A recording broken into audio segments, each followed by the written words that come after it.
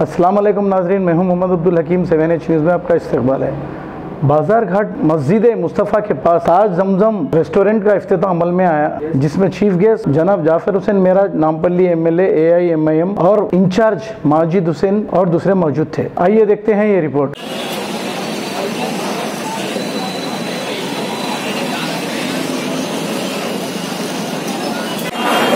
आज बाजार घाट चौराहे पे ताज जमजम रेस्टोरेंट का जो है इफ्तिताह अमल में आया है।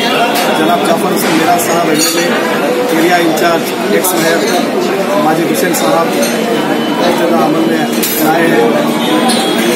ताज जमजम होटल की स्पेशलिटी जो है Chinese fast food, mutton biryani, chicken biryani, तला हुआ गोश्त, भेजा फ्राई, मुर्गा, कलेजी, रोटी का सालन, नाहरी, ये तमाम चीज़ों से जो है किया गया है इंतजाम।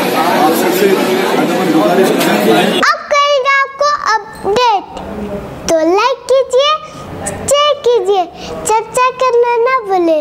चैनल न्यूज़ आपकी आवाज़।